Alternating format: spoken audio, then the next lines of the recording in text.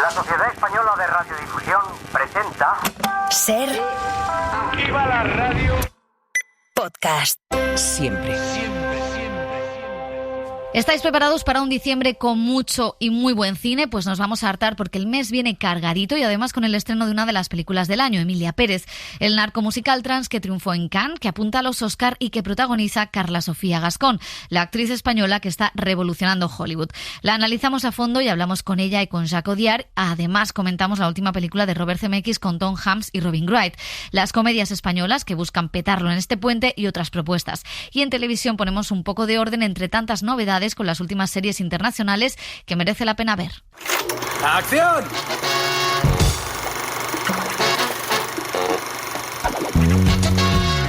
El cine en la Ser.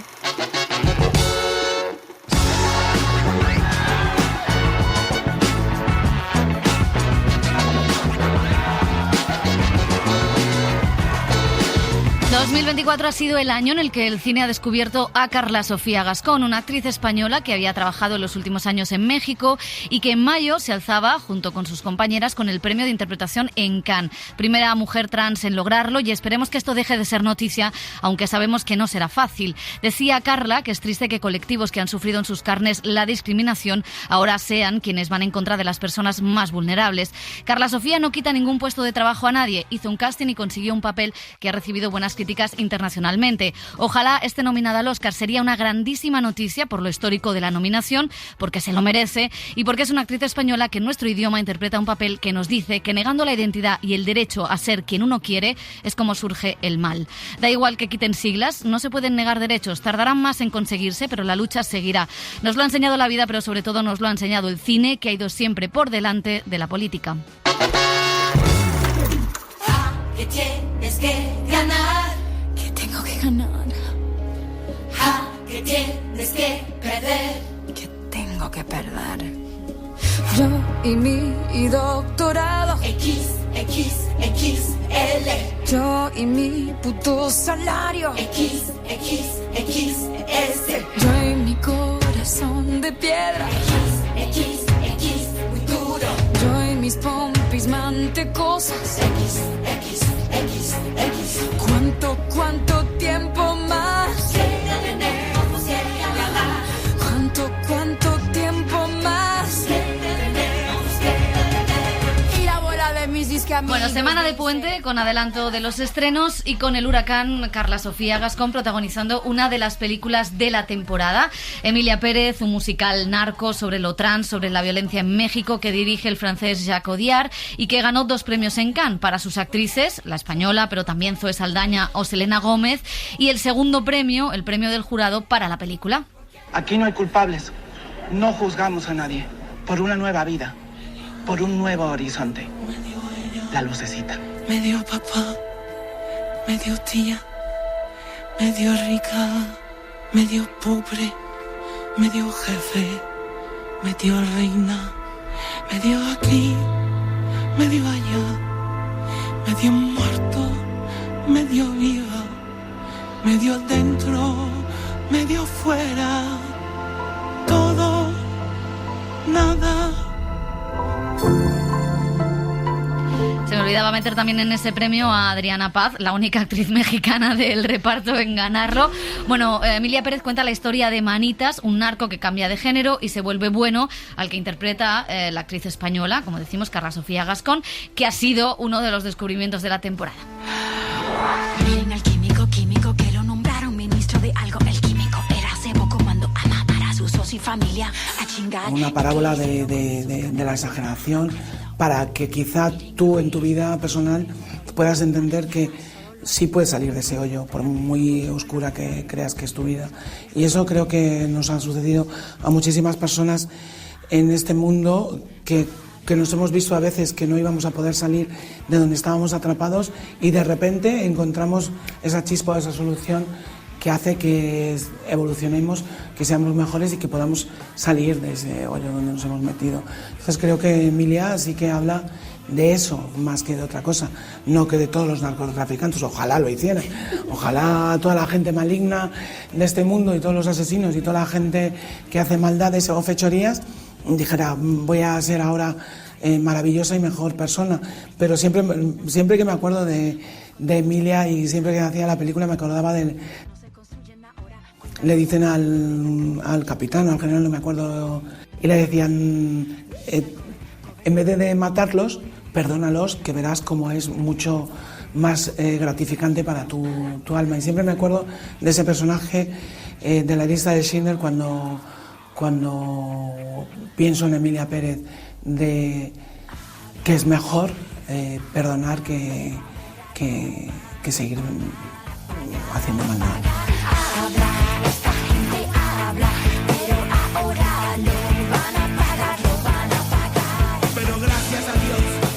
Creo que la película habla de muchas cosas, toca muchos temas, pero lo más importante es que deja la reflexión al espectador. Simplemente está ahí, no hay ningún... yo lo decía hace poco en una sala, y es que a mí no me gustan las películas o la gente que te quiere decir lo que tienes que pensar y lo que tienes que hacer, sino que me gusta hacer pensar a las personas para que ellas mismas lleguen a las conclusiones que tengan que llegar. Entonces creo que Emilia Pérez no es una película que te diga lo que tienes que hacer o no con tu vida, sino que plantea una serie de cuestiones y tú haces la reflexión de lo que puede o no hacer con esas ideas. Habla de muchas cosas, de violencia, habla de redención, habla de ser mejores, habla de la transexualidad, sí, habla de las mujeres, del poder de lo femenino, del poder del amor. Es que habla de muchas cosas maravillosas, habla de una sociedad y habla del miedo, habla de la pasión, y todo eso contado de una manera maravillosa, divertida, y en la que yo creo que realmente no es un musical. Para mí no es un musical.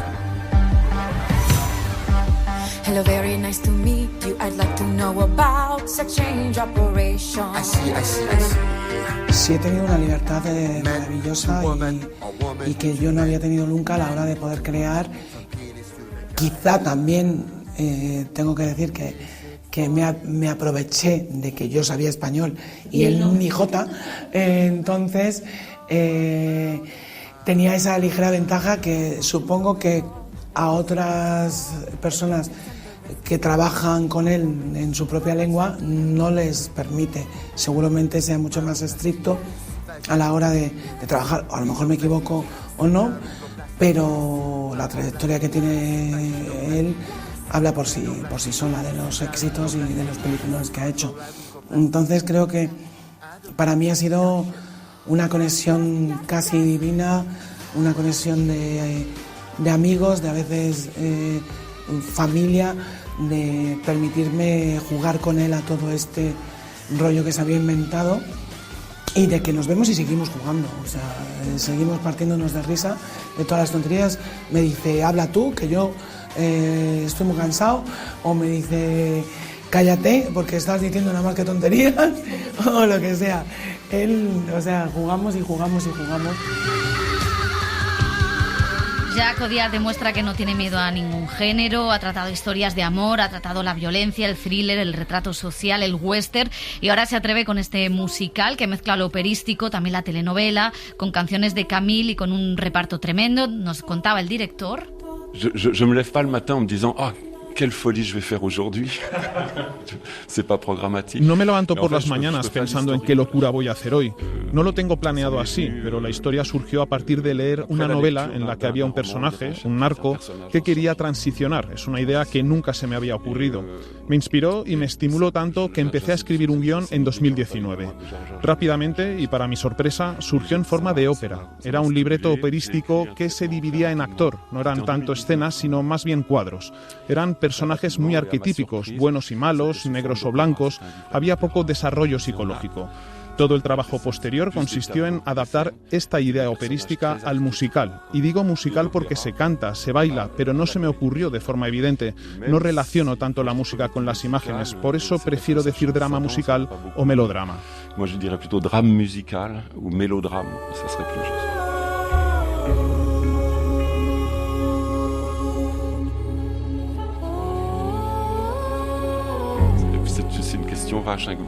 Es una pregunta que me están haciendo mucho, la de la transición moral de la protagonista y la violencia.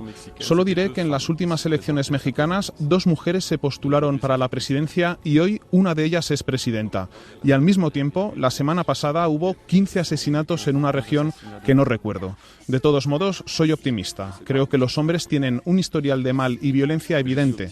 Lo que hay que hacer es convertir todo esto en una comedia. Ce qu'il faut faire, c'est une comédie de tout ça. Je pense quand même que les choses ont énormément changé ces 15 dernières années.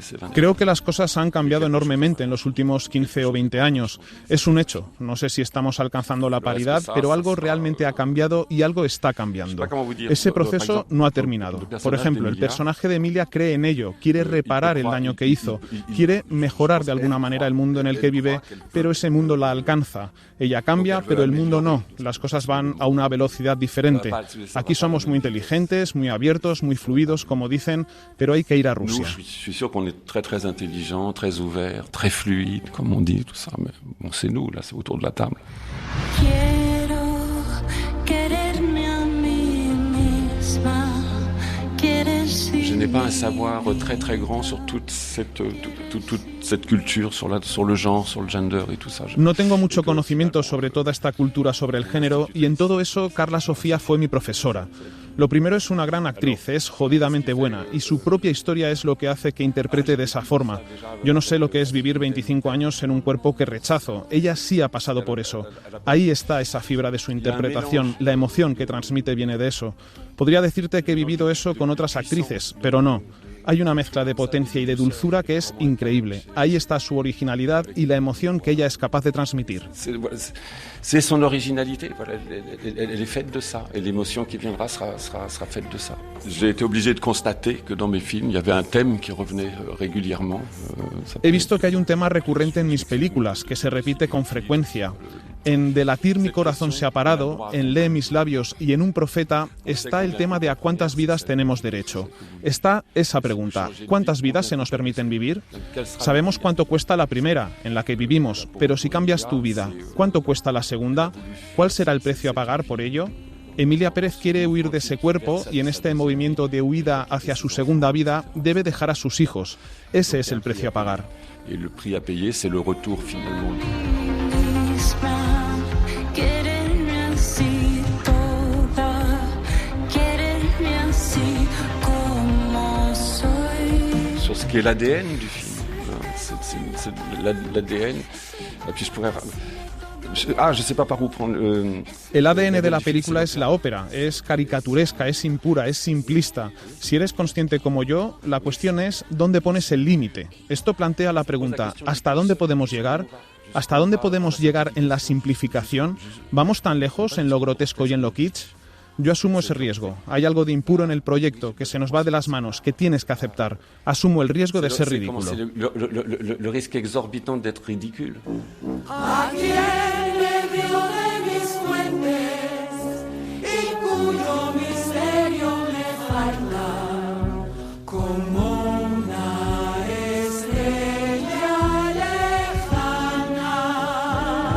Pues Emilia Pérez ya está en los cines después de ese paso por Cannes, después de que esté ahí en las listas de futuribles premios. ¿Qué os ha parecido? Pues muy sorprendente la propuesta de Jacques Audiard. La verdad es que es un director que siempre nos sorprende para bien, la mayoría de las veces, y en esta ocasión yo creo que para muy bien. A mí es una película que te sorprende el planteamiento, te sorprende los números musicales, están muy bien integrados en la historia. Hay algunos que son más largos, hay otros que sin embargo son muy cortos y que se integran muy bien en lo que se está contando. Luego pues el planteamiento, digamos, nudo y desenlace, todo es muy sorprendente, te deja pegado a la butaca. Y la presencia de Carla, pues también es sorprendente, agradablemente sorprendente, porque dota En la primera parte de la película su personaje tiene toda esa fuerza maligna, se puede decir, ese deseo de renovación que tiene para su vida, marcada por las circunstancias, y luego ya la vemos convertida en mujer. Y también es sorprendente lo bien que se integra con su personaje y con los demás miembros del reparto, especialmente Zoe Saldaña, que a mí me parece una actriz también excepcional. ¿Y Selena? Selena, a mí me cuesta Jenny verla Del Rio. un poquito más. A mí el premio Cannes que fuera un poquito... Porque no la podían sacar del premio. No la podían sacar del premio. Pero la era sacan. un poco feo. Hombre. Pero hubiera sido más justo que le hubieran dado el premio también a Carla, ¿no? Solo a Carla. Solo a Carla. Bueno, de Sí. hecho, casi ella se lo toma así, porque ella entendió que se lo daban solo a ella, y como solo fue ella a recogerlo, porque las otras ya se habían ido a Estados Unidos, a Hollywood, pues casi nosotros lo tomamos para Carla. Sí, y luego lo que dices, también es una de estas películas que es difícil decir quién es la protagonista de las dos, si Zoe o Carla, ¿no? Y, o sea, que no sé en los Oscar cómo se repartirán Protagonista este papel, y secundaria. Protagonista y secundaria, pues muy bien. O sea, ojalá esté nominada. A mí me gustó mucho la película, me sorprendió muchísimo y sobre todo porque, bueno, creo que Odiar consigue una cosa siempre en sus películas, y es que vayas con sus personajes al fin del mundo, incluso aunque estés en una cárcel o estés en esos lugares horrendos donde estaba Marion Cotillard en Dióxido y Hueso, ¿no? Da igual donde estés, que vas con ellos. Y aquí lo consigue porque, o sea, es una película que a priori el argumento era como, verás que cae en todo lo TERF, ¿no? Porque realmente el planteamiento de un narco que quiere transicionar de género y que de alguna manera se lo propone a una abogada para salir del país y no cumplir la prisión es uno de los argumentos de la extrema derecha y de las TERF. Y sin embargo, cómo Odiar consigue darle la vuelta a eso y lanzar un mensaje muy potente. Hay en un momento en el hospital y después en el final de la película que es como, da igual lo que cambies, tú siempre vas a tener ese mismo alma de asesino, y no es cierto. Alguien que consigue la identidad que quiere se convierte en otra persona distinta. No hay traumas, no hay problemas, y hasta hace el bien o repara aquello que ha causado en su vida anterior. Y me parece un mensaje muy bonito que tiene la película, a pesar de que Paul Preciado haya dicho que es binaria y que es un desastre y que hay que salvar a Emilia Pérez de las manos de Jacques Audiard. Yo creo que sí que es una película muy valiente en ese sentido, y luego que hace una cosa muy potente, ¿no? Mezcla la ópera, el culebrón, el realismo mexicano. Decían las periodistas mexicanas que la vieron en Cannes, que realmente eso de los colchones, ese tipo de problemas callejeros están ahí, ¿no? Y rodada en París. Rodada en París, en un estudio, por dejarlo claro. Bueno, Almodóvar también rodó en Madrid, ambientada en Nueva York. O sea, claro. Mira, decía Paul Preciado que era que la película había sido secuestrada por Jacques Demy, Almodóvar e Iñárritu, y es verdad que los referentes están bien señalados, ¿no? A mí, yo creo que sí que la película funciona en ese derrumbe total de géneros, y que va a descalabrar en cada momento, pero al final Odiar consigue que salga y que tú vivas ese subidón que es la película. O sea, que yo compro absolutamente, y Carla Sofía tiene un carisma cada vez que sale, pero no solo cada vez que sale en la gran pantalla, cada vez que da una entrevista, que es alucinante. O sea, que ojalá esté nominada al Oscar y tengamos a Emilia Pérez por ahí. Sí, bueno, es que claro, de entrada es una película imposible. La definió Pepa. Es que hemos normalizado, después de verla, han pasado unos meses, ha hablado mucho en la conversación, pero es que sobre Origen es una película imposible por todo lo que quiere contar y cómo lo cuenta. Estamos hablando, pues eso, de un narco, la transición, pasar de la violencia del narcotráfico a los desaparecidos y la reparación. Contada por un francés en español, un idioma que no domina. O sea, en español, con canciones en español, pero luego tiene canciones en inglés, va del thriller, va también del drama social al culebrón, al musical. Recordemos que hay un número musical sobre una vaginoplastia, o sea, es que es en... Claro, tenemos ese, y luego el de la muerte claro, sí, bueno, de Polvo Serán. Es que es todo como improbable, sí. Con unos hijos medio secuestrados porque no quieren conocer, no vamos a hacer spoiler, pero bueno, para la identidad de los padres, con una Selena Gómez como que no se está enterando de lo que está pasando, con esa abogada, o sea, es que es todo improbable. O sea, tú dices, tú le cuentas a una persona normal que vaya a la puerta del cine de qué va esta peli a grandes rasgos y dice, esto es imposible, esto no puede entrar en una película. Y es cierto que es casi imposible lo que hace Odiar y suele caer de pie. A mí es una película también que por su riesgo, por su propuesta kamikaze, es inestable, es una película que la veo siempre en el alambre. A mí hay veces que se me cae, es decir, está en ese nivel donde, este tramo de la película se me ha venido abajo en interpretaciones, en lo que está contando, en otros sube. Entonces, pero bueno, eso es lo bonito del cine. Si no hubiera esta apuesta tan arriesgada, absolutamente loca, sería imposible tener ese riesgo. Claro, asumir ese riesgo y que la película no se cayera por momentos. Entonces prefiero una película imperfecta, con todos sus defectos pero con todas sus virtudes, a algo mucho más obvio, o que no tome el riesgo que toma esta película, que es increíble. No, iba a decir que los números musicales además son muy distintos, porque hay algunos que son más divertidos, que casi cómicos, ¿no? Y hay otros muy dramáticos. El de la escena, uno de los primeros, que es denunciando todas las atrocidades y toda la corrupción de México, ¿no? Zoe Saldaña en esa cena benéfica con los grandes... El de la abogada, sí. Empieza. Y luego, lo hemos comentado ya, Carla está muy bien, pero yo creo... O sea, hay narrativas que favorecen y que ayudan, ¿no? Y también el carisma que aporta ella a la película, y también la valentía y la declaración política de ella de haber hecho los dos personajes, convenciendo a Jack Odiar, ¿no? Para hacer también a Manitas y a Emilia Pérez.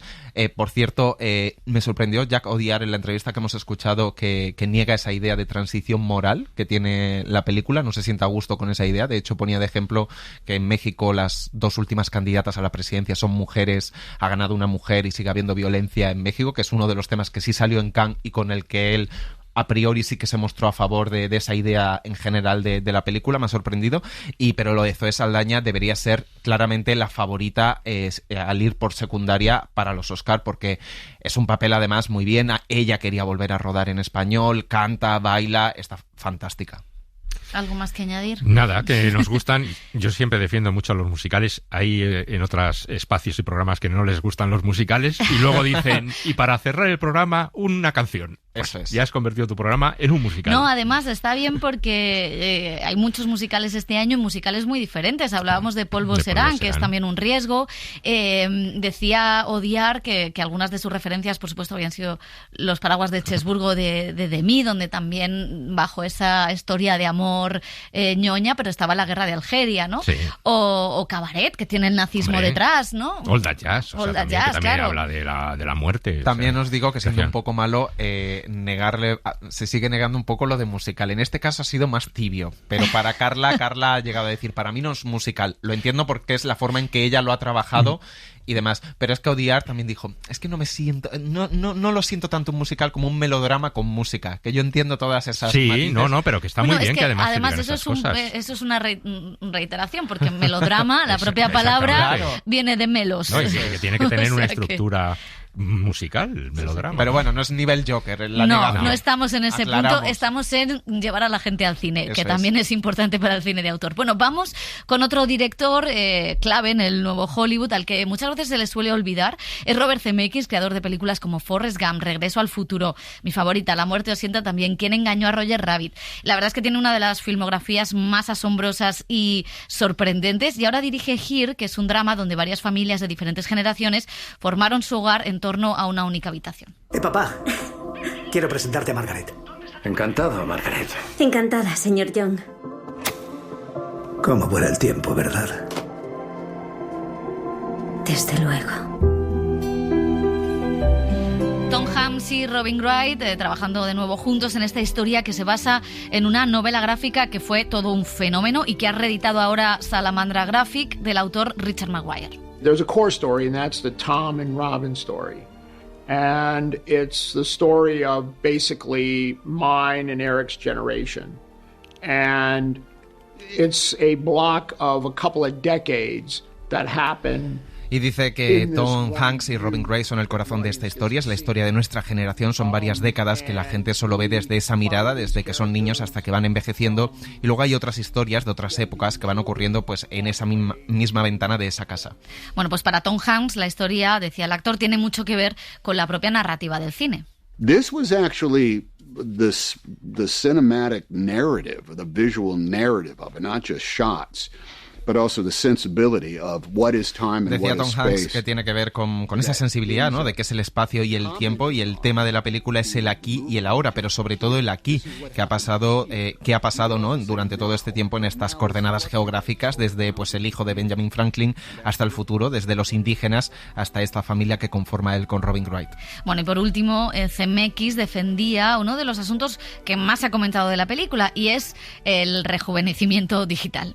I think if you're going to do a saga or a drama where a character goes through their entire life, the way you would have to do that. Y decía Zemeckis que en el cine, cuando haces una saga de toda una vida, usas actores de diferentes edades y el público entiende cómo van cambiando, pero en este caso Tom Hanks y Robin Wright podíamos tecnológicamente rejuvenecerlos y la gente pues no lo tiene que deducir, sabe que son ellos de jóvenes, y más si tienes esa historia justificada que va cambiando de ventanas y personajes conforme va pasando el tiempo. Bueno, pues la verdad es que uno de las grandes virtudes de Robert Zemeckis, que es un director fascinante con películas que son historia del cine reciente, es quizá el aporte tecnológico, ¿no? En Roger Rabbit o, sí, bueno, los efectos especiales de La muerte os sienta también. Bueno, ya desde Regreso al futuro también, exactamente, ¿no? ¿no? Sí, él es como, bueno, tiene una película que se llama El desafío, que es la historia Sí. de este funambulista de las Torres Gemelas, y él parece que es un poco funambulista, ¿no?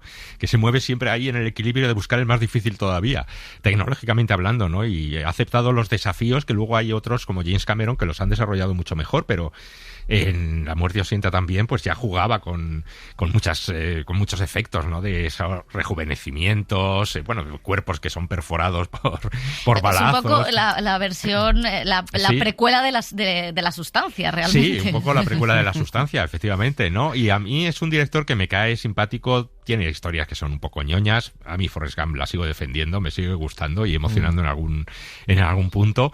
Pero sí, parece que estos siempre criado a la sombra de Spielberg, ¿no? O sea, con un paraguas, y ha tenido sus épocas también de bajones, sus apuestas que no han salido del todo bien, por ejemplo Polar Express, que era una película también de animación, pero con la captura de movimientos y con Tom Hanks también. O sea que es un director, para mí, siempre que intento ver sus películas con cierta simpatía, aunque sí, hay algunas veces que se pasa un poco de meloso. Y esta novela la novela gráfica es maravillosa porque cambia el punto de vista y cuenta dónde focaliza el foco de esa casa por la que van pasando muchas familias y generaciones, ¿no? Y que habla un poco de cómo habitamos los lugares, del paso del tiempo. No sé cómo ha hecho todo esto, que en la novela era súper original desde la propia portada. No sé cómo lo ha hecho para llevarlo a la gran pantalla. La verdad es que es súper interesante lo que plantea, porque son siglos y siglos. La película empieza, ¿no? Con unas imágenes creadas por ordenador, pero que habla desde los dinosaurios hasta el cambio climático de aquella época, ¿no? De una sequía y luego cómo se queman esa zona y luego rejuvenece y luego ahí se empiezan a construir viviendas, entonces va avanzando, hasta sobre todo la película hace como todo un recorrido por el siglo XX, el siglo XX-XXI, desde Benjamin Franklin, que era el sobrino, a los carruajes, a heridas de guerra, pero sobre todo lo que decía a partir de 1950, ¿no? Con esta familia que conforman Robin Wright y Tom Hanks, que empiezan siendo niños, luego adolescentes que se enamoran y luego ya una familia constituida con una hija que se va. Y es súper interesante porque sobre todo lo que hace es, a través del montaje, poner una especie de ventanas superpuestas solo con un encuadre de cámara, con un tiro de cámara. O sea, pone la cámara en una esquina superior del salón de esa casa por donde van pasando muchísimas familias y va contando, por ejemplo, pues desde la Segunda Guerra Mundial hasta las heridas de la Guerra de Vietnam, hasta un matrimonio que inventa una silla con respaldo para moverte mientras ves la tele. O sea, va contando como muchas generaciones y luego ya se centra principalmente en esta familia, ¿no? Y en los avatares de esta familia que viven con sus padres, y hay algo como ñoño, como en su cine, pero a la vez bonito. Hay también algo de cierta desesperanza o tristeza en esa reflexión que hace, pero sí que, y luego termina casi la última escena, o bueno, no escena de la película, pero la última familia que habita esa casa es una familia afroamericana, como de clase alta, que también es, o sea, hace como una historia, un recorrido casi por la historia de Estados Unidos a través de familias y personajes en un mismo espacio y con un mismo encuadre donde no mueve la cámara. Pues ahí está, la nueva de Robert Zemeckis, que suena muy interesante por lo que ha contado José. Bueno, vamos con cine español. Al otro barrio es una película de Marolí, directora con más de de 20 años trabajando en series, que debuta ahora en el cine con King Gutiérrez y Sara Sálamo. Él es un tipo que trata de engañar a Hacienda, pero le pillan con una multa millonaria y a cambio pues debe trasladar su empresa, super cool, a un barrio marginal. Una comedia de contrastes sobre la que hemos hablado con la directora y los protagonistas. Hay un señor y una señora esperándote en tu despacho. Dicen que son funcionarios de Hacienda. Sabemos que ha domiciliado su agencia en Los Caños para desgravarse una pasta. Se enfrenta a una pena de 18 a 72 meses de cárcel. ¿Cómo cárcel? ¿Cárcel? ¿De cárcel? Cárcel, hijo, cárcel. Lo que es la cárcel de toda la vida, cárcel. A no ser que traslade su agencia de comunicación a Los Caños.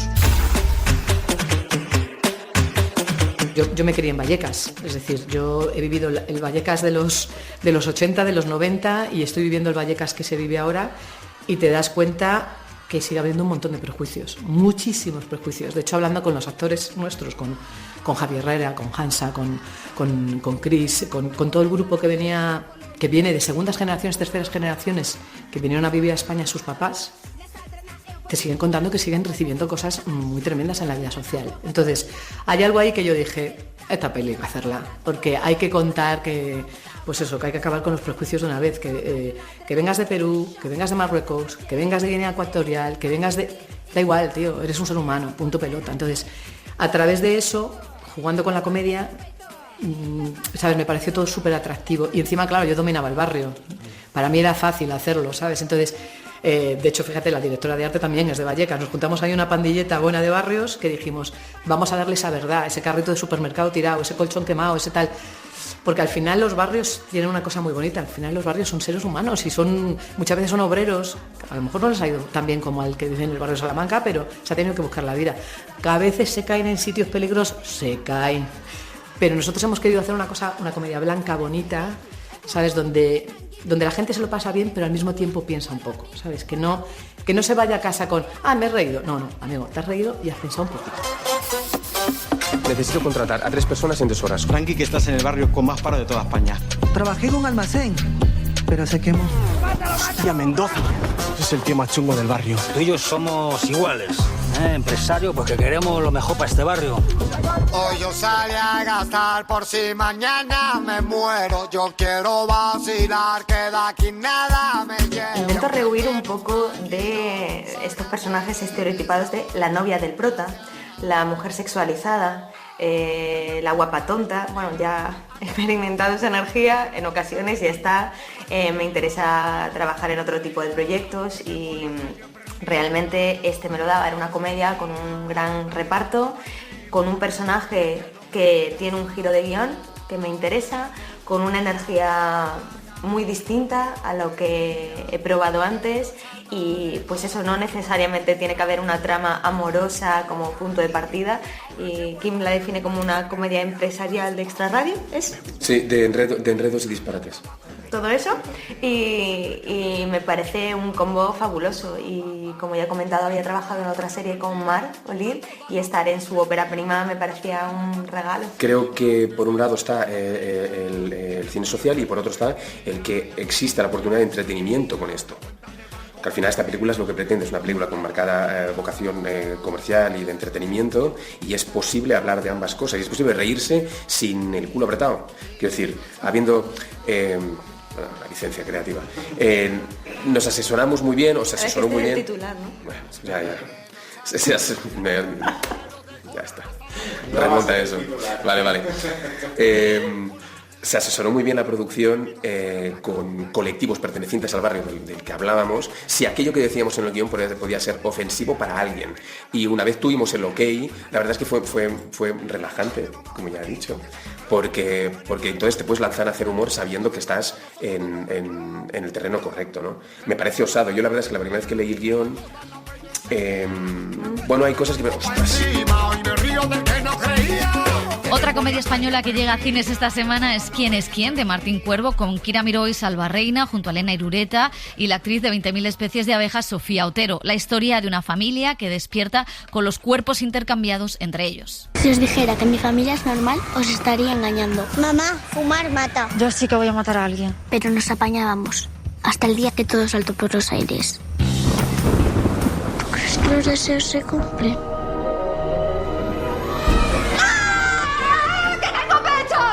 que estoy llena de arrugas y me cuelga todo. ¿No? ¿Tú eres yo? Es que no lo veis. Nos hemos intercambiado los cuerpos. Pero vamos a vivir así, con un post. Bueno, y la otra es Super Claus, película española que cuenta cómo Santa Claus recibe un golpe en la cabeza y despierta creyendo que es un superhéroe. Hola, Billy. Hola. He conseguido entradas para la nueva peli de Super Claus. ¿Super Claus? ¡Chúpate, Salumpus! Nunca te metas con Super Claus. ¿Santa Claus? ¿Qué tal estás, Leo? Te va a encantar nuestro regalo de Navidad. Lo hemos creado igualito que el modelo de la peli. Santa Claus, no.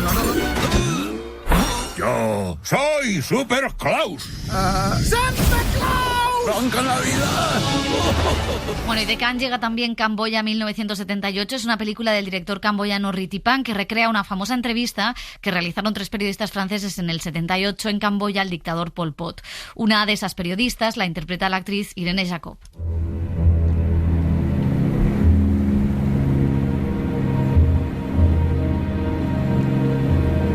Que de Ritipan, este director, no se pierda a nadie el documental La imagen perdida, también sobre el genocidio en Camboya, que fue un documental que fue candidato al Oscar y que es tremendo. La verdad es que tiene esa mirada a la memoria de una manera extraordinaria. Y esta es muy interesante lo que hace recreando las entrevistas, solo que, claro, cambia totalmente de estilo y es un poco curioso. Bueno, y por último, para los más cinéfilos, Filmin estrena el documental Made in England, las películas de Powell y Pressburger, un trabajo en el que repasa la influencia y el legado de estos directores británicos, a los que aman tanto Scorsese como Almodóvar, títulos como Las zapatillas rojas o Narciso Negro, y precisamente se cuenta de la mano de Martin Scorsese. Some of the very first moving images that I can remember seeing are from Michael Powell and Emmerich Pressburger. They were like experimental filmmakers working within the system. Do we have a go at each other? Not really. In a few hours' time, he sees that I was right. El cine en la SER con Pepa Blanes. Open my eyes, I slept through the day. Slept through the day, feeling uneasy, I push it away. Push it away. Last night was fun, don't feel like today. Feel like today, let's do it again, let's go on a date. Las series. 'Cause tonight I'm gonna take you out and live the dream that we've been talking about, so we can dance. Dani Garran, yo pensé que iba a sonar Kylie Minogue, pero no. No. Estás conservador. No me dejáis poner a Kylie Minogue, y yo la pondría a todas horas. Yo te dejaría, pero no depende de mí. Él bueno. está poco festivo de puente. Bueno, la verdad es que se nos han ido acumulando estrenos internacionales, hemos estado muy centrados en las series españolas y necesitamos un poco de orden para saber qué tenemos que ver y qué no, que viene un largo puente por delante. Sí. Así que vamos a empezar con una adaptación literaria de un ensayo, No digas nada, la versión televisiva del libro de Patrick Radef-Keefe sobre el conflicto en Irlanda del Norte. Pues sí, porque Disney Plus ha estrenado esta miniserie que adapta bastante fielmente un libro de más de 500 páginas, algo que no es tarea fácil, ojo. No digas nada, analiza el conflicto de los Troubles, que entre los años 70 y 90 enfrentó en Irlanda del Norte a unionistas protestantes y republicanos católicos. El propio escritor es productor ejecutivo de este thriller que ahonda sin miedo y con ambigüedad moral en las complejidades de aquella guerra y también del proceso posterior a la firma de los acuerdos del Viernes Santo. No se pueden resolver nuestros problemas con la no violencia. No fueron asesinados ambos. Más de lo que se pueden resolver desde una elegante universidad de Dublín. La lucha armada. Ese es el camino. Sí. Lo intentaste, papá, y perdiste, ¿recuerdas? Intentaste. Dani, fuera de la clase, fuera de mi vista. Bueno, explica, Dani. Pero ¿por qué no lo pones en inglés? La serie no ha llegado doblada. Pues en ese inglés irlandés. Al español. Y bueno, imposible de descifrar. Para que todos los oyentes puedan entender un poquito. Que luego Antonio de la Torre me escribe un WhatsApp. Uy, no ha llegado doblada al español. Al español de España. Por eso hemos puesto. España, España. Así lo hemos. Así Mira, estamos venimos cuidando de una feria del libro en Guadalajara, México, diciendo que todo. Como siempre, recomendamos ver las series en versión original. Eso es, porque el acento es maravilloso y los actores están increíbles. Bueno, el showrunner de esta serie es Joshua Setamer, que la verdad no tiene muchos trabajos acreditados antes. Ha contado además con el apoyo del director norirlandés Michael Lennox, que de nuevo pues aborda este conflicto después de Derry Girls, una de nuestras comedias preferidas, en la que en clave de comedia y de humor también ponía el foco, ¿no?, en el conflicto irlandés. Pues sí, la verdad es que fue el ensayo que puso de moda un poco a este autor, que después indagó en la guerra de las drogas, drogas, también ha hecho lo suyo sobre la mafia de los bazares chinos en Nueva York, un escritor muy interesante y que ha adaptado esta serie. No sé qué os ha parecido. Bueno, pues a mí me ha gustado mucho, me parece que es una adaptación muy, muy fiel, como decía antes, y que deja ver un poco todas las aristas de un conflicto pues que todavía arrastra, ¿no? Como muchas diferentes opiniones y mucho dolor dentro del país, y creo que los personajes están súper bien definidos y te muestra un poco, ¿no?, hasta dónde puede llegar el ser humano por unas creencias u otras y esa ambigüedad moral que viste en cada uno de ellos. La verdad es que el cine lo ha tratado mucho, que el Lost con Agenda Oculta, que estaba Francis McDormand ¿no?, pidiendo investigaciones sobre la violencia del ejército inglés, de la policía inglesa, o Bloody Sunday, que es maravillosa, El nombre del padre. O sea, hay muchas películas que han tratado el conflicto. Es verdad que The Riggles mostró que desde la comedia se podía contar de otra manera, y yo creo que aquí es curioso porque son los testimonios reales de quienes participaron en un caso tremendo, y lo que es original es cómo a partir de ese caso, de ese asesinato, van retratando lo que es, haciendo un panorama de lo que fue todo el conflicto en Irlanda del Norte, ¿no?, con todos sus matices. El ensayo era muy interesante. Yo he visto los 2 primeros capítulos solamente, y la forma de reflejar la época, de reflejar cómo se veía Lira en un momento, cómo se veía después, y sobre todo ver a esas hermanas hablando de todo es tremendo. Sí, yo creo que lo más novedoso, de hecho creo que una de las calles o de los decorados, me atrevería a decir que es Belfast de Kenneth Branagh, la calle esa también que aparecía en esa película, o me recordó al menos. Creo que lo más interesante es poner en el centro a las 2 hermanas, ¿no?, a 2 hermanas educadas en unos valores católicos de defensa de sus derechos, de Lira, ¿no?, con un padre un poco también kamikaze que las invita a la violencia, no cree en una lucha pacífica, y cómo se desarrolla esa historia de estas hermanas. Es curioso porque hablabas de cómo ha contado el audiovisual el conflicto irlandés, y vamos casi en paralelo, ¿no?, lo español y lo irlandés, contando a veces también con ETA en estos años en España, sobre todo porque viendo la serie, para que la gente se haga desde puntos de vista diferentes, pero sería como si mezclaras el día de mañana y Patria. En este caso se queda más con el día de mañana, que es contar cómo estos jóvenes terroristas se escondían, planeaban cosas, cómo atentaban, cómo iban cada vez cómo ajusticiaban también a los disidentes dentro de esa organización, y la novedad es que lo cuenta desde la historia de 2 hermanas, de 2 mujeres jóvenes muy comprometidas con la causa, que luego, estuvieron en la cárcel, una huelga de hambre y demás, y a través también de su recuerdo, con un gran flashback con este proyecto Belfast, que fue las grabaciones que hicieron, ¿no?, que solo saldrían a la luz cuando murieran. Y está bien, sí que noto un poco de fascinación por los personajes femeninos de ellas, porque son tan potentes. La actriz está increíble, pero está Dolores Price, y menos por esa historia que va en paralelo a la historia de los terroristas, que es que se llevan a una madre de una casa con 9 hijos. Que es lo que desata la investigación inicial. Eso es. Y que lo colocaría más, ¿no?, como esta familia, porque es verdad que tengo entendido que en el libro además se explora mucho qué fue de estos niños, porque era una familia muy numerosa y algunos pues acabaron regular, acabaron tal, y hasta los últimos capítulos... Que ese es lo fuerte del caso, y cómo el autor intenta tirar del hilo. Es como un caso tan heavy, ¿no?, con esa mujer y los hijos, que nadie había dicho nunca nada, ¿no? Entonces, cómo reestructurar un poco la memoria, que de eso va el libro, pero a la vez contar también que lleva a una chica joven a entrar en el IRA, ¿no? Que quizá eso sí que ha estado más explorado por el cine, ¿no? Sí, no, ese silencio que tú comentabas, y ahí sí que veo un poco el relato un poco descompensado. Entiendo que es más sugerente a nivel ficcional y audiovisual contar pues el desarrollo, ¿no?, de estas terroristas, siendo ellas las protagonistas, las 2 hermanas, y por qué lo hacían y cómo también van evolucionando, que es más complicado contar la historia de esos hijos que van a reformatorios y que no saben muy bien qué pasó con su madre, pero que años después siguen investigando.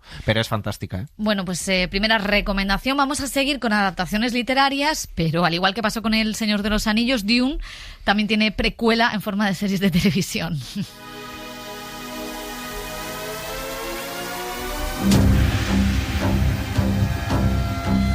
Sí, ya os digo que es una especie de Juego de Tronos espacial basado en el universo literario de Frank Herbert. Ahora se complica bastante en esta serie de HBO. Dune, la profecía, sigue expandiendo el universo de ciencia ficción de la saga literaria, cuya piedra angular fue readaptada al cine por Denis Villeneuve en 2 superproducciones protagonizadas por Timothée Chalamet. En este caso han apostado por reforzar su aura de misticismo con los rostros de Emily Watson, Travis Fimmel y Mark Strong. Convendría emparejar a la princesa con alguien sin vínculos con la realeza. No todas las alumnas proceden de casas nobles. No es su origen lo que me preocupa, es muy estricta y puritana. Operamos en mundos con inclinaciones dispares. Nuestra meta no es ampliar sus horizontes, sino sumarla a nuestra causa, a la de la hermandad. La serie de HBO cuenta una historia muy distinta, pero funciona como precuela porque mantiene la coherencia estética y el diseño de producción de las películas de Villeneuve. La historia tiene a las Bene Gesserit como protagonistas, esta hermandad de mujeres, una secta que teje y manipula pues un poco los hilos del imperio. Dune, la profecía, respira esa intriga palaciega que también le funcionó también a Juego de Tronos, pero con una perspectiva más orientada a la filosofía y con muchas lecturas políticas, como siempre en esta saga de Frank Herbert. Precisamente Denis Villeneuve, que tiene ya en marcha un tercer proyecto sobre el Mesías, ha pasado por Madrid para hacer campaña de premios para los Oscar, y con él hablábamos de la dimensión política que siempre ha tenido este universo. It's always, I think, any art, again, is a comment on the present. Todo arte aporta una visión sobre el presente, desde diferentes prismas quizás, pero siempre hay una mirada al presente. Cuando se trabaja en un díptico, como en el de Dune, ambas películas se crearon en un contexto y el contexto cambia a medida que hacíamos esas películas. La realidad incluso se acercó a lo que la película decía. Yo no soy responsable de eso y, de hecho, no me gustaría que fuese, por desgracia, un tema de moda. I'm not responsible for that, and I'm not happy about that because it's not happy topics, yeah. Bueno, pues Denis Villeneuve, que ya han escuchado en la parte de cine, que ha estado haciendo promoción de Dune, no la serie, sino su segunda entrega. Si quieren ver estas monjas, son casi monjas, yo las sí. Considero monjas brujas, santeras, visionarias, extremistas, un poco loquitas, tienen su punto. Yo he visto los 2 primeros y hay algo de intriga, lo que pasa es que, claro, son un universo un poco arduo a veces. Bueno, pues vamos con otro universo que es menos arduo, la verdad, todo se ha dicho. Espías que trabajan en Londres, que hay muchos en la ficción. Uno de nuestros favoritos ha sido Gary Oldman con su equipo de Slow Horses, y ahora no sabemos si por casualidad o no conocemos a otro diferente, el de Black Dogs. Sí, de animales de colores anda el juego. Black Dogs, traducida aquí como Palomas Negras, se estrena en Netflix, preparada para arrasar estas fiestas. Está ambientada en un Londres navideño, protagonizada por una mujer que lleva una doble vida. Es una madre y esposa dedicada, pero también espía. Durante una década ha pasado información confidencial de su esposo, un influyente político, a una organización secreta conocida así como las Palomas Negras. Me prometes que mantendrás a mi familia a salvo y me mantendrás con vida, para que pueda averiguar quién le mató y por qué, y pueda vengarme. Más allá de sus giros efectistas, que por supuesto que los hay, lo que ha buscado Netflix es un elenco atractivo, ¿no? Keira Knightley es esa espía poco convencional, acompañada de Ben Whishaw, y por favor, Sarah Lancashire, nuestra sargento favorita de la policía de Happy Valley, que vuelve con este papel, ¿no? Conspiraciones en los bajos fondos londinenses, enmarcados pues en una inminente crisis geopolítica, pues eso, como está el mundo patas arriba, está y estos tremendo. espías y organizaciones secretas, ¿no? Pero ella está muy bien, Keira Knightley, que hacía tiempo que no tenía un papel. A mí me ha gustado mucho ella, que tiene esta forma extraña de hablar a veces. A mí me gusta mucho, la musa ha hecho películas fantásticas, y a mí me gusta esta paradoja del ama de casa perfecta, ¿no? Y que detrás está filtrando todas las cosas que hace su marido. Claro, es que la serie da por hecho como que es normal, ¿no? Que la mujer de un político filtre lo que pasa en Downing Street. Y luego que tiene algo de humor, ¿no? De esta retranca británica, sí. Un poco, sobre todo cuando se relaciona con Ben Whishaw, que hacen como una pareja muy divertida y los dos son buenísimos. Es un poco entre... no llega a la genialidad de Señor y Señora Smith, sí. Pero tiene algo de Señor y Señora Smith con el James Bond de toda la vida, con lo cual es interesante, y creo que lo va a petar en Netflix porque es muy jugosa ver toda esta trama también geopolítica, de más asesinatos, verla ella en escenas de acción, o sea que yo creo que tiene su aquel, ¿no? Bueno, está hecha para triunfar. realmente. Como nosotros. O la vida. Pues vamos a seguir con acento británico. Hemos hablado de adaptaciones literarias, también de espías. La siguiente serie combina ambas cosas. Chacal se estrena en Sky Showtime y llega ya con una segunda temporada confirmada. Por cierto, que también hay de Palomas Negras. Sí, la novela de Frederick Forsyth de 1971 y la película de Fred Zinnemann, hecha 2 años después, consolidaron una trama y un personaje recurrente. Ese es uno de esos clásicos populares del cine de espionaje, acción y suspense internacional, centrado en un asesino a sueldo que debe llevar a cabo un importante y complicado trabajo. Ese criminal sofisticado está interpretado por Eddie Redmayne, al que acompañan la Sana Leeds y, atención, nuestra Úrsula Corberó con acento gaditano y también en un perfecto inglés. Nos decía la actriz, además, que por fin con este rodaje se ha sentido igual de cómoda en Estados Unidos que cuando rueda aquí en España. En este rodaje ha sido como que me he empezado a sentir un poco como en España. La verdad, me he sentido valorada, he sentido ya no solamente valorada, sino también como que para ellos era importante saber mi opinión, no solamente de una cosa mía de construcción del personaje, sino como de saber mi opinión de los guiones, de cómo entre todos podíamos ir hacia la misma dirección y construir algo bonito juntos. Pues ya hablaremos de esta serie más adelante, detenidamente, y escucharemos la entrevista completa a Úrsula Corberó y a Eddie Redmayne que ha hecho Dani. Vamos a seguir, hablábamos de Dune, otro universo que vuelve, Star Wars. Muchos la han definido como los Goonies se hubieran creado en el universo de George Lucas. Tripulación Perdida es la enésima serie derivada de Star Wars, estrenada en Disney Plus, ambientada en la misma era que The Mandalorian, pero en este caso para toda la familia. En ella 4 niños hacen un descubrimiento que les lleva a perderse por el espacio, lejos de sus familias, y deberán volver a casa sin saber exactamente de quién se pueden fiar. En esta aventura se encuentran con Jude Law, el principal rostro reconocible de la producción, de los creadores de Spider-Man de Tom Holland. Me han sacado de una evaluación porque te has saltado la prueba. No, es que no ¿Qué he te has podido. hecho en la ropa? Papá, eso Esto es completamente inaceptable, jovencito. Eso da igual, he encontrado algo enterrado en el bosque. Creo que es un templo Jedi como este. Déjate de templos Jedi y demás bobadas. Vete a casa y estudia. Mañana te traeré personalmente y espero que apruebes. ¿Me has entendido? Veremos si logran revalorizar la marca después de Acolyte, que fue cancelada tras una sola temporada. Recordemos que la salud de Star Wars goza, pues la verdad está bien, porque hay muchos fans, son un poco pesados. Pero a ver, con la próxima película de Mandalorian en cines y Andor pendiente de emitir su segunda y última temporada con nuestro querido Diego Luna.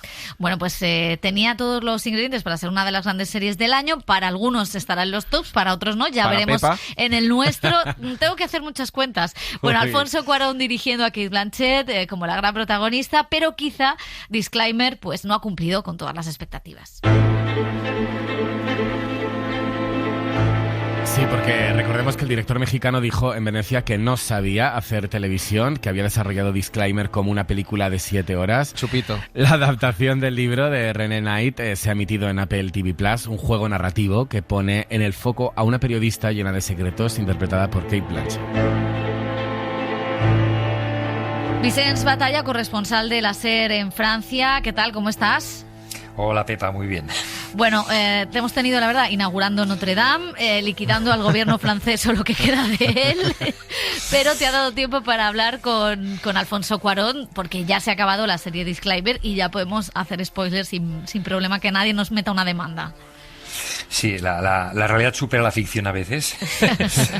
Pero bueno, a Alfonso Cuarón también le gusta mucho a veces hacer metáforas también sobre la realidad. Yo creo que con Disclaimer da mucho para hablar. La gente puede identificarlo con cosas que están pasando ahora mismo. Y de hecho, hablaste de las elecciones americanas. Sí, a ver, Alfonso Cuarón estaba precisamente, no sé si exactamente estaba en Nueva York, pero estaba en un despacho de quien ha producido su película Apple TV en la costa este americana. Y, hombre, yo le tenía que preguntar por la reciente victoria de Donald Trump, porque Disclaimer en español se ha traducido como observada. Y es no vamos a descubrir evidentemente la trama, pero evidentemente es un trabajo sobre cómo ahora mismo circulan las informaciones falsas con una velocidad mucho más alta que antes. Y claro, es decir, él, sin hablar directamente sin poner nombres, nos decía esto. El punto de partida era justamente esa preocupación de las tendencias que estamos viviendo en donde las narrativas han tomado el lugar de la verdad. Esto siempre ha sucedido de una manera u otra. O sea, las narrativas siempre se han utilizado como para manipular. Lo que pasa es que nunca se había magnificado de la manera que se ha hecho como lo es ahora con las redes sociales. Ya se creó un discurso donde el cinismo deja de serlo, porque se convierte en una narrativa por sí mismo. Y de hecho, Alfonso Cuarón hace un trabajo sobre todo lo que él cuenta de narraciones, y por eso utiliza tanto la primera persona, que son los actores, que es una cosa habitual, la tercera persona, que son los narradores, sino también la segunda persona, que es algo mucho menos habitual en el cine, incluso en la literatura. Él interesaba mucho esta segunda persona, porque si estamos hablando de mentiras que circulan, que se hacen cada vez más grandes, y a partir de aquí se acusa a las personas, y sobre todo a las personas conocidas, le iba muy bien esta segunda persona. Él nos explicaba que se basó en el libro de René Knight, una guionista de la BBC, que escribió en 2015, leyó el libro, pero ahí no está esta segunda persona. En cambio, él, cuando después de muchos años de dar vueltas de si esto lo convertía en una serie, pues acabó encontrando el sistema con su guión, y así nos lo explicaba. En la novela hay una narración un poco más convencional en primera y en tercera persona, pero aquí me interesaba incluir la segunda persona, además de la narrativa de la novela, para crear una quinta narrativa que era para mí la más importante, que es la narrativa que el público está haciendo a manera que ve la serie por sus propios juicios. Esa narrativa que los juicios van creando. Y la idea era de confrontar todas esas narrativas a una verdad que se expone al final. Y de hecho no solamente es un trabajo de narrativas, es un trabajo también de dirección de fotografía. Y sí, que es muy distinta, ¿no? En una época y en otra. Sí. Pero yo también yo pensaba que había escogido directores de fotografía diferentes en función de las épocas. No es necesariamente así. Es decir, está relacionado también con estas narrativas. La protagonista es Cate Blanchett. Y luego hay un personaje que interpreta Kevin Kline, que es un poco quien la va acorralando. Y precisamente su director de fotografía habitual es Emmanuel Lubezki, un mexicano. Ha hecho casi todas sus películas, curiosamente, Roma, ¿no? Roma hizo la fotografía el mismo Alfonso Cuarón, exacto. Pero fue Lubezki, me explicó, que le sugirió que separara lo que era todo lo que envuelve en torno al personaje de Cate Blanchett fuera el mismo, Lubezki, y en cambio el personaje de Kevin Kline lo hiciera otro director de fotografía, y fueron a buscar al francés Bruno Delbonnel, que es conocido por su trabajo con Tim Burton. Entonces, no necesariamente es el trabajo de época. Claro. Exacto, el flashback que hay 20 años atrás con otra actriz del personaje de Cate Blanchett, sino que es en torno a Cate Blanchett y en torno a Kevin Kline. Entre medio está Sacha Baron Cohen, que es el marido del personaje de Cate Blanchett, y nosotros no somos demasiado conscientes. Yo se lo reconocí, porque si él me hubiera explicado... Yo tampoco. Yo no me hubiera enterado, así de claro. Nos lo explicó en el Festival Lumière en octubre de Lyon, precisamente, y ahí pude ver la serie toda seguida, proyectada en pantalla grande, y nos explicó esto y me dio bastantes claves. Y claro, tenía que preguntarle... Claro, decías lo de Cate Blanchett, y es que Cate Blanchett es una actriz que ha trabajado con toda la escuadra mexicana, con Guillermo del Toro, con Iñárritu, y faltaba él, ¿no? Sí, cuando estaba escribiendo el guión, Alfonso Cuarón me confesó que estaba pensando en Cate Blanchett. Se lo envió, y se ve que cuando empezó a leerlo, como el personaje, digamos, al principio, pues todo el mundo la acusa, a Cate Blanchett no le gustó y tiró el guión al suelo. Pero luego acabo de leer el guión, como los telespectadores acabarán de ver la serie, y le convenció. Y al final, esto nos explicaba Alfonso de cuál es su protagonismo a todos los niveles. La más impresionante compañía de equipo, es uno de los seres humanos más inteligentes que jamás he conocido. Ella estuvo tremendamente cerca en todas las reescrituras que hicimos del guión. Fue una colaboradora en todas las decisiones del reparto. Después en la edición también, para el corte final, su voz fue fundamental. Ella era una colaboradora, pero de tiempo completo y durante todo el proceso. Ella tiene crédito de productora, no es una cosa cosmética o de vanidad. Ella es una productora en todo sentido de la palabra. Oye, Vicens, una cosa, porque contabas lo de Cate Blanchett tirando el guión, que nos lo estamos imaginando ya tirándolo al suelo, pero es cierto que es un poco lo que pasa con cualquier lector del libro y espectador de la serie, que al principio dice, pero qué basura es esta, porque claro, la propuesta es bastante curiosa, pero al seguir hasta el final es cuando uno se da cuenta de la complejidad narrativa y visual de la serie, ¿no? Un poco por ahí va la cosa. Yo creo que si Cuarón me decía que al principio quizás pensaba en hacer una película con el libro este, y se dio cuenta que no podía explicar las cosas de la misma manera, y ahí es cuando todo el mundo ha hecho ya, todos los grandes directores y directoras ya se han puesto a hacer series, ¿no? Pero él considera que este guión no lo podía hacer con una película, lo tenía que desarrollar, y le permitía todo este juego de narrativas, ¿no? Es decir, un poco pues él se encontró también con esta contradicción quizás cuando Kate estaba leyendo el guión. Entonces, claro, yo le pregunté la diferencia entre hacer una serie y hacer películas, y me contestó esto. La televisión está ofreciendo una gran escritura en general. La televisión comercial tiene quizá mejor escritura que el cine comercial. Sin embargo, es raro ver una serie que tenga un valor cinematográfico. Y yo pensé que sí podía ser posible, y espero haberme salido con la mía, en el sentido de que se puede hacer una serie donde es importante verla, no solo escucharla y seguir el argumento y los diálogos, pero el que verla te crea, te envuelve en una experiencia mayor, que es una experiencia fílmica.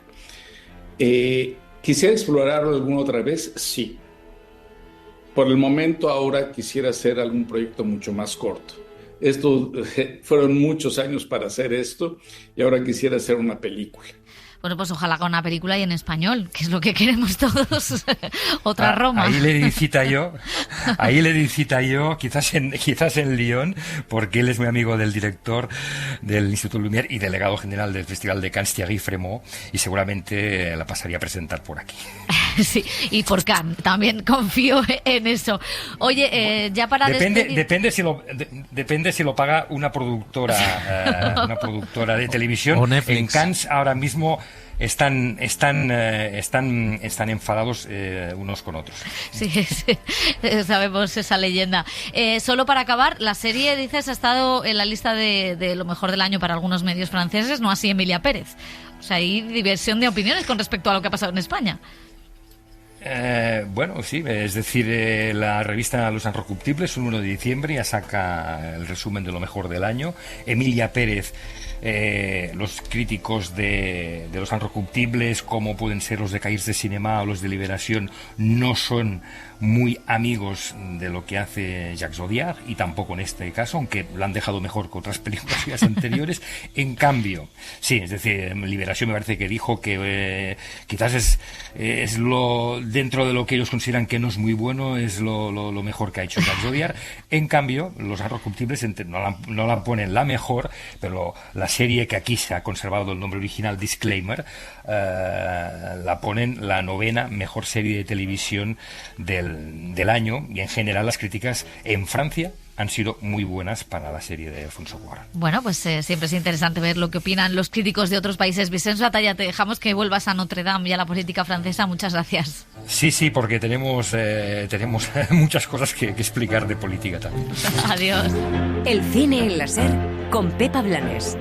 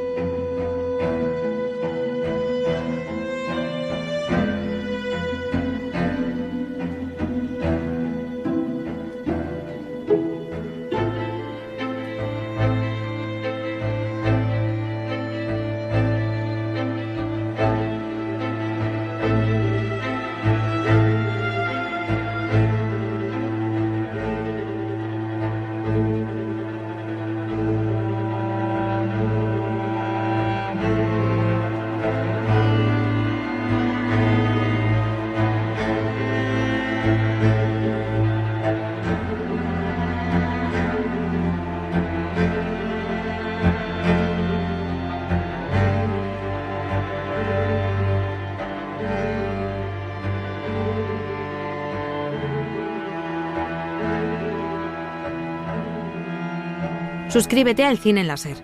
Escúchanos en directo en la SER los sábados a las 7:30 de la mañana y los domingos a las 3 de la madrugada. Cadena SER. La radio.